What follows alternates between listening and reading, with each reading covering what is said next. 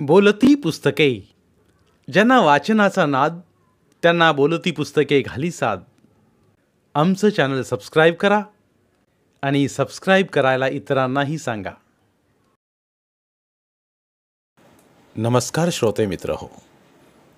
बोलती पुस्तके सादर करत आहे लेखक अशोक चिटणीस लिखित कादंबरी आनंद यात्री. प्रकरण 8. काही क्षण स्तब्धतेत गेले. भावविवस्था कमी झाल्यावर सुधीर म्हणाला, मालूताई, तुमची इच्छाच असेल तर मी इथं न येण्याचा प्रयत्न करीन, पण काल कॅबरे पाहिला म्हणून तुम्ही ही शिक्षा करू नका. कॅबरेची उत्सुकता मला होतीच, पण पुन्हा पुन्हा ते प्रकरण पाहावं असं मला वाटणार नाही. कालच मला 1-2 नाचानंतर कंटाळा आला. तसं असलं तर ठीक आहे, पण तुला सांगते, माझ्या आयुष्यात मी खूप पाहिलंय, सोसलंय. तुला मी माझ्या किंवा ह्यांच्या पूर्वायुष्याचा तपशील मुद्दामच कधी सांगितला नव्हता. आता वाटतं सारं सांगायला हवं. तू मोठा झाला आहेस, पुरुष झाला आहेस. पुरुष किती वासनासक्त असतात, कुणावरही त्यांचा किती आणि कसा डोळा असतो ते मी स्वतः अनुभवलेलं आहे. माझे वडील साधे भाबडे अव्यवहारी होते. कुणावरही कसलाही विश्वास ठेवीत. बँकेत कॅशियर होते. इतरांनी फ्रॉड केला आणि तुरुंगात माझे वडील गेले. सुटून आल्यावर ढेकणाचे विष प्यायले. डॉक्टरी उपायांनी ते वाचले, पण वाचले नसते तर आमचे आयुष्य वेगळी झाले असते. म्हणजे काय म्हणतात तुम्ही? बाबा तुरुंगात असताना आईनं अपार कष्ट करून घर चालू ठेवलं. वासूचा वर्गात पहिला नंबर असायचा. त्याचं शिक्षण चालू ठेवायला हवं होतं. अहमदाबादसारख्या परक्या शहरात आम्ही राहत होतो. मूठभर ब्राह्मण महाराष्ट्रीय माणसं होती तिथं. पण बाबा तुरुंगात गेल्यावर त्याच माणसांच्या नजरा, तिरकस बोलणं आम्हाला जगणं असह्य करू लागलं. शाळेत मुली मला चिडवीत, खेळायला घेत नसत. कुणाचं पुस्तक पेन्सिल चोरीला गेली तरी आळ माझ्यावर येई. बाबा तुरुंगातून आल्यावर त्यांना कोणी नोकरी देईना. त्यांनी विष घेतलं, पण पुरेसं घेतलं नाही. डॉक्टरी उपायाने ते वाचले, पण त्यांची आतडी लिव्हर अधू बनून ते 2-3 वर्ष अंथरुणावरच खेळले. औषधोपचार आणि घर चालवण्यासाठी आईचे कष्ट अपुरे ठरले. मी शाळा सोडून घरी बसले. शिकवण्या करण्यास दारोदार जाऊ लागले. तरणी ताठी निरोगी निराधार मुलगी दारात आल्यावर पुरुषाला काय हवं असतं? गरिबीत आणि दारिद्र्यात कोणी संरक्षक नसतात, सारे भक्षक असतात. बाबांना औषधाविना मरू द्यायचं नाही असं मी ठरवलं होतं. औषधांचा खर्च अफाट होता. रोज नवी औषधं आणि इंजेक्शन लिहून देणारे डॉक्टर ही पुरुष होते. कंपाऊंडर ही पुरुष होता. ज्यांच्या घरी शिकवण्याला जाई त्या मुलांचे बाप ही पुरुष होते. मांसाचे तुकडे कुत्र्याला टाकले तर तो इमानीपणा दाखवून संरक्षण करतो, पण पुरुषातला पशु फक्त भोग जाणतो. शरीराचे तुकडे तोडतो. स्त्रीच्या मांसाची त्याची भूक न भागणारी असते. कृतज्ञ स्वार्थी असते. सार अनुभवून मी बोलते आहे. माझ्या मनात सतत जळणारी व्यथा आज अशी उफाळून वर आलेली आहे. मी शब्दप्रभू नाही. मी जे अनुभवलंय आणि मला जे वाटतंय ते मी शतांश ही शब्दबद्ध करू शकत नाही. आम्ही दोघांनीही आमचा इतिहास उघडायचा नाही असं ठरवलंय आम्ही. लग्नापूर्वी एकमेकांचा इतिहास एकमेकाला सांगितला. लग्न करायचं ठरल्यानंतर ह्या इतिहासावर पडदा टाकायचा ठरवलं. मालूताई, तुम्ही 2 वर्षांनी जागा सोडून जाणार आहात ही गोष्ट माझ्यापासून लपवून का ठेवलीत? आजच का मला तुमचा इतिहास सांगत राहिलात? योगायोग असा की काल माधवरावही त्यांच्या आयुष्यातील मला यापूर्वी इतक्या वर्षात न सांगितलेला इतिहास सांगत राहिले होते. या घटनेचा काय अर्थ मी समजायचा? माझ्याकडून अपेक्षा तरी तुम्ही काय करता आहात? सुधीरनं मालूताईंना नाराजीच्या सुरात विचारलं. ह्याने तुला काय सांगितलं ते मला ठाऊक नाही, पण आम्हा दोघांचे आयुष्य 4 सामान्य माणसांपेक्षा वेगळे आहेत हे मला तुला सांगायचं आहे. आमच्या वाटा खडतर होत्या. तू मात्र अपेक्षित व्यवहारी पद्धतीनं जीवन जगायला हवंस. आमच्या आयुष्याची सावलीसुद्धा तुझ्यावर आता पडू नये असं कालपासून फार तीव्रतेनं मला वाटू लागलंय. मुद्दाम तू वादळ उडवून घेऊ नयेस. क्षणभर मालूताई थांबल्या. नजर खाली करून म्हणाल्या, गेले काही महिने मी मनाची तयारीच करीत होते. कशासाठी? तुला दूर करण्यासाठी. तुला दूर करून जर मी तुझ्या आयुष्यात आनंद निर्माण करू शकत असेन तर. तुम्ही काय म्हणताय हे मला नीटसं समजत नाही. तुला दूर करण्यासाठी मला तुझीच मदत हवी आहे.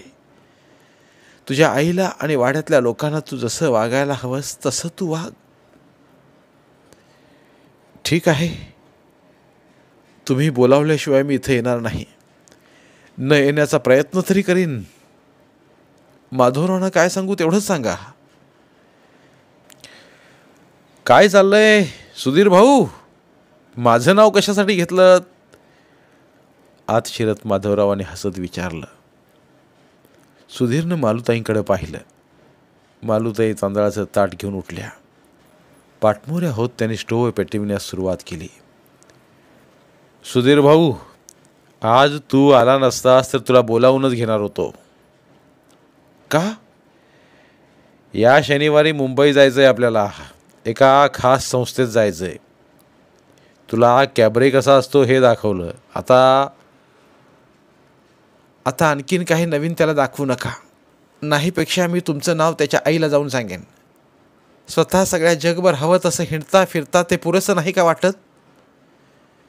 मालूताईंनी रागावलेल्या स्वरातच विचारलं. हे बघ मालू, तू उगाच रागा करून घेऊ नकोस.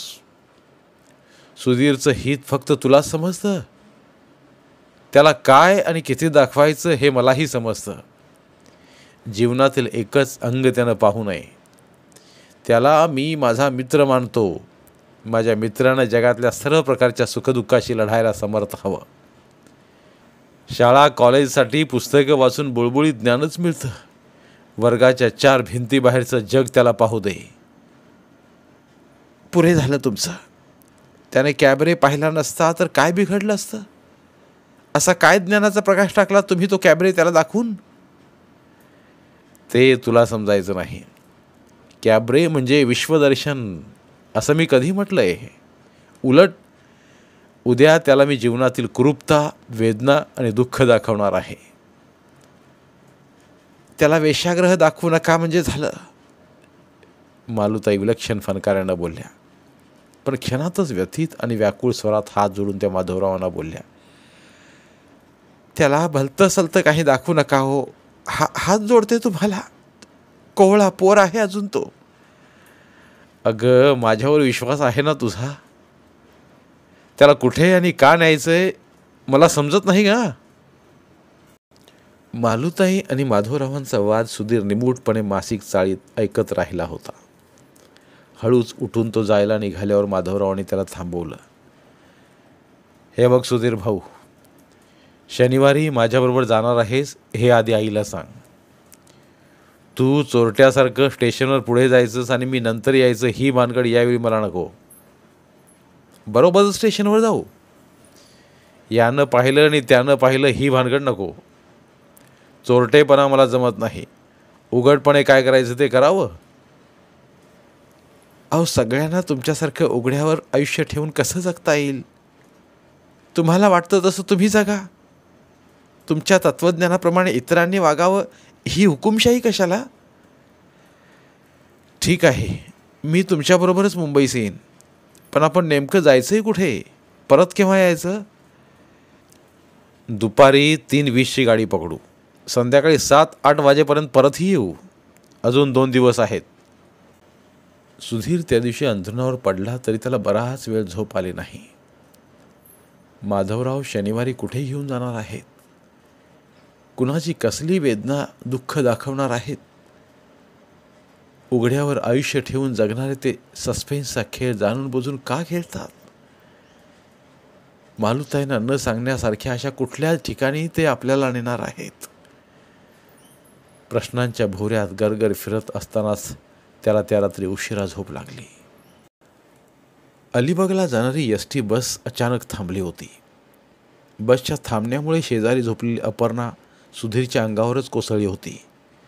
बसला ब्रेक लावून बस थांबविल्यामुळे प्रत्येकजण कुणा ना कुणाच्या अंगावर कोसळलं होतं. अपर्णा कमालीची ओशाळली. तिनं पदर सारखा केला, तोंड पुसलं, आजूबाजूला पाहिलं.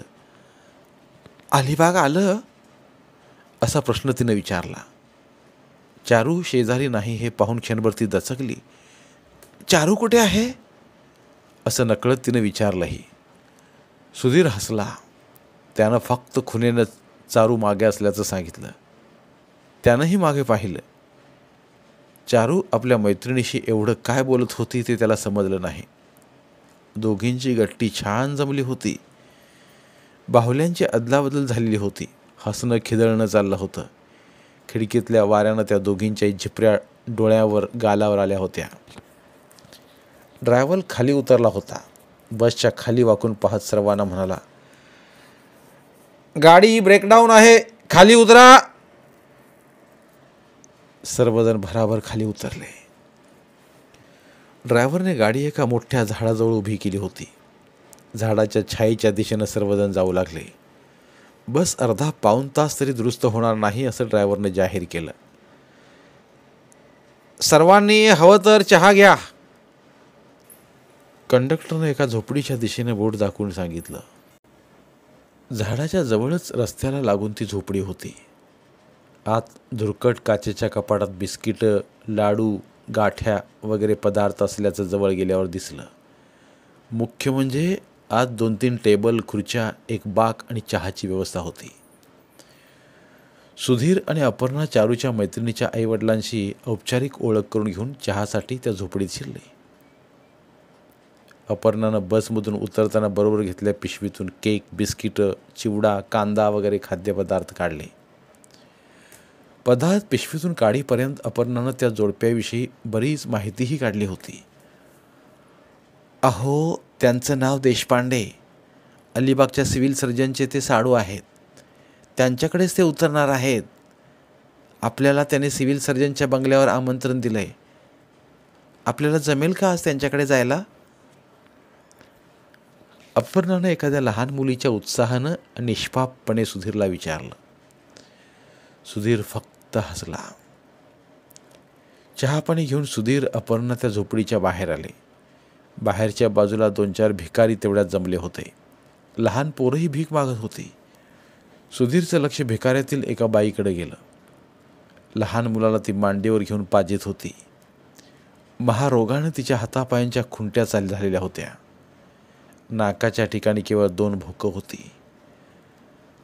सुधीरला विलक्षण बेचैनी आली. त्यानं आजूबाजूला पाहिलं. झाडाच्या बुंध्याशी 1-2 पुरुष आणि बायाही महारोगानं सडलेल्या शरीराचं प्रदर्शन करून एसटीतून उतरलेल्या प्रवाशांकडे लाचारीनं गेंगाण्या स्वरात विनवणी करीत भीक मागत होत्या. बसचा टायर पंक्चर झाला होता. जाणाऱ्या येणाऱ्या 1-2 एसटी बसेस थांबून बस ड्रायव्हर आणि कंडक्टरनं हत्यारं आणि इतर मदत घेऊन टायर बदली करून बस चालू केली. बसमध्ये बसल्यावरही सुधीरला ती पोराला अंगावर पाजणारी महारोगी आई दिसतच राहिली. रस्त्यात, गाडीत, देवळासमोर, पुलांखाली कुठेही महारोगी माणूस दिसला की सुधीरचं लक्ष कशातही लागत नसे. तो कमालीचा बेचैन व्हायचा. त्याला माधवरावांची आठवण अपरिहार्यपणे मग येत राहायची. माधवरावांबरोबर आपण त्या शनिवारी ठरल्याप्रमाणे मुंबईस गेलो, हे योग्य केलं की अयोग्य केलं याचा निर्णय कितीतरी वर्ष झाली तरी त्याला घेता आला नव्हता. माधवरावांनी म्हटल्याप्रमाणे जीवनातील महाभयंकर दुःखाचं, वेदनेचं, भेसूरतेचं आणि शारीरिक भीषण विटंबनेचं दुःख त्यांनी दाखवलं होतं. माधवरावांनी त्याला माणसांच्या जीव घेण्या कहाण्यांच्या सामोरं नेऊन थरारून टाकलं होतं. माधवरावांबरोबर त्या शनिवारी जाऊन आल्यावर कितीतरी दिवस तो नीट झोपू शकला नाही. त्याची जेवणावरची इच्छाच मरून गेली होती. ऑफिसात त्याचं कामात 2-3 दिवस लक्षच लागत नव्हतं. माधवरावांनी त्याला मुंबईतलं ते कुष्ठधाम दाखवून काय साधलं होतं, असा प्रश्न तो स्वतःलाच कितीतरी दिवस विचारित राहिला होता. कुष्ठधाम दाखवणाऱ्या माधवरावांनीच त्याला 4-2 दिवस अगोदर कॅबरे दाखवला होता. देखण्या स्त्रियांचे कमनीय रेखीव उघडे नागडे देह दाखवणाऱ्या माधवरावांनीच हातापायाची बोटं झडलेल्या संवेदनाहीन अवयवांची माणसं त्या शनिवारी सुधीरला दाखवली होती. आता केव्हाही एखादा महारोगी दिसला की सुधीरला तो शनिवार आठवत राहतो. कुष्ठधामाहून परत येताना वाटेत माधवराव त्याला म्हणाले, सुधीर भाऊ, ज्यानं खूप खोलवरचं दुःख जागरूकपणे पाहिलंय तो आयुष्यात उन्मत्त होण्याची शक्यता नसते. जीवनातल्या सुखाला सामोरं जाण्यापूर्वी दुःख काय असतं, वेदना काय असते हे आपल्याला ठाऊक हवं. नाहीतर सौंदर्याची ओळख एकांकीच राहील. आपल्यापैकी बहुतेक सर्वजण एकांकी जीवन पाहतात. आपलं दुःखही अपुरंच असतं, सुखाचं भेटलेलं रूपही अपूर्णच असतं. माणसं एकमेकावर अन्याय करतात, एकमेकांच्या वस्तूवर डोळा ठेवतात, विषमता निर्माण करतात. या साऱ्या मागे एकच सूत्र आहे. कोणतं? सुधीरनं त्याच्याही नकळत विचारलं. माणसांची एकांगी झालेली वाढ. माधवराव जेव्हा जेव्हा गांभीर्यानं बोलतात तेव्हा ते फार उत्कटतेनं, तळमळीनं आणि मनापासून बोलतात हे सुधीरला ठाऊक झालं होतं. माधवराव सलगपणे तात्विक, चिंतनपर आणि काव्यात्मकही बोलू शकतात हे त्याला समजून आलं होतं. त्यांच्या स्वराला एक व्हॉल्यूम होता आणि मेलोडियस टोनही होता. त्यामुळं त्यांचं बोलणं फार प्रभावी आणि ऐकतच राहावं असं वाटे. त्यामुळंच त्या दिवशी माधवरावानं त्यांना प्रश्न विचारून फारसं छेडलं नाही. त्यांना क्षणभर थांबून बोलू दिलं. माधवराव म्हणाले, अरे, मी अनेकदा या कुष्ठधामात येतो. तेथील संचालक आता माझे चांगले दोस्त झाले आहेत. त्यांचं वाचन आणि अनुभव दांडगा आहे त्यांच्या व्यक्तिमत्वासारखाच. त्यांचं मनसुद्धा सुंदर आहे. मला आश्चर्य वाटतं ते एका गोष्टीचं. कोणत्या? इतक्या क्रूप माणसांच्या सहवासात राहूनही त्यांचे विचार आणि वाणी इतकी सुंदर अखंड शिल्पासारखी कशी राहिली. सुधीरलाही जाणवलं होतं की कुष्ठधामाच्या संचालकांच्या वाणीला प्रतिभेचा स्पर्श झालेला होता. कुष्ठधामाहून आल्या दिवशीची रात्र तो कधी विसरू शकला नव्हता. अंथरुणावर पडल्यावरही त्या रात्री संचालकांचं व्यक्तिमत्व सुधीरच्या डोळ्यांसमोरून हलत नव्हतं. सारं कुष्ठधाम एखादा बगीचा दाखवावा त्या आत्मीयतेने संचालकांनी सुधीरला दाखवलं होतं. महारोगामुळे येणारी बधिरता मला फार भयंकर वाटते. क्षणभर थांबून संचालक म्हणाले होते, समाजात महारोगाविषयी जी संवेदनहीनता आहे ती महारोगाहून महाभयंकर आहे. सुधीरला आठवलं, संचालक त्याला आणि माधवरावांना निरोप देण्यासाठी त्यांच्या ऑफिसच्या इमारतीबाहेर आले होते. जाई जुईच्या मांडवाखाली उभे राहिले होते. जवळच आकाशात सुळकांडी मारणारी सुरूची झाडं होती. कुष्ठधामाकडे आत जाणाऱ्या स्वच्छ रस्त्याच्या दुतर्फा बाग होती. पिंपळाचा वृक्ष सळसळत होता. आंबा मोहरला होता. नाळाची झाडं डुलत होती. गेंदेदार झेंडूची फुलं फुलली होती. जांभळ्या मंजिऱ्या अंगावर घेऊन तुळशीची रोपं उभी होती. डोक्यावरून पक्षी किलबिलाट करून जात होते. हिरवेगार पोपट आनंदाचा कर्कश आवाज करीत एका मागोमाग एक असे उडत होते. पलीकडच्या दूरवरच्या कोपऱ्यात कुष्ठधामात मृत्युमुखी पडणाऱ्यांसाठी स्मशानही होतं. दुसऱ्या कोपऱ्यात प्रार्थना मंदिर होतं. सर्वत्र तशी शांतता होती. इथं फार भीषण शांतता जाणवते. गडबड, गोंधळ, गप्पा, भांडणं इथं फारशी ऐकूच येत नसतील ना? सुधीरनं संचालकांना विचारलं होतं. संचालक विषण्ण हसले होते. त्यांच्या गोऱ्यापान सात्विक चेहऱ्यावर ते हसू चमत्कारिक वाटलं. एखाद्या रात्री तुम्ही इथं या. महारोग्यांची वाणी, भजनं तुम्ही ऐका. परमेश्वराच्या त्यांच्या आळवणीतली तीव्रता तुमचं काळीज भेदून जाईल. नाकावरचा चष्मा नाकाच्या खाचेत एका बोटानं घट्ट बसवीत क्षणभर थांबून संचालक म्हणाले होते. सुधीरला त्या दिवशी कुष्ठधामात झालेले संवाद आठवत होते. तिथे पाहिलेल्या व्यक्ती डोळ्यांसमोर दिसत होत्या. कुष्ठधामात शाळेत शिकणाऱ्या विद्यार्थ्यांचा एक गट होता. लहान मोठे अनेक विद्यार्थी लांब लचक पत्र्याच्या उंच उतरत्या छपराखालील हॉलमध्ये 40-50 पलंगांच्या आजूबाजूला त्या मुलांचा संसार थाटला सुधीरनं पाहिला होता. ख्रिस्त, गांधीजी, शंकर, श्रीकृष्ण, सरस्वती आणि प्रियांका चोप्रा, ऋतिक रोशन इत्यादींचे फोटो, कॅलेंडर्स भिंतीवर उशाशी लटकावलेली होती. काही जणांनी एकाच फ्रेममध्ये बरोबरीच्या अनेक मुलांचे फोटोही लावलेले होते. पुस्तक आणि वह्यांचे गठ्ठे नीटनेटकेपणाने लावल्या रॉक्सी तिथं होत्या. दोऱ्यावर त्यांचे कपडे, टॉवेल वगैरे टांगलेले होते. सुधीर, माधवराव आणि संचालक यांना दोन्ही हात जोडून त्या मुलांनी नमस्कार केले होते. माधवरावांबरोबर त्या शनिवारी सुधीरनं ते वेगळंच अपरिचित विश्व पाहिलं होतं. त्यानंतर कित्येक दिवस तो ते वातावरण विसरू शकला नाही. त्या कुष्ठधामातील माणसं आपल्या हर्ष शोकाच्या हिंदोळ्यावर सुधीरच्या मनाला हेलकावे देत राहिली होती. धन्यवाद. उर्वरित कादंबरी पुढील भागात. धन्यवाद. बोलती पुस्तके श्रोते मित्रांसाठी मराठी साहित्याचा खजिना फक्त 59 रुपयात. फक्त 59 रुपये माफक फी भरून आमच्या साहित्यरत्न या चॅनलचे सभासद व्हा व भरपूर मराठी ऑडिओ बुक्सचा आस्वाद घ्या.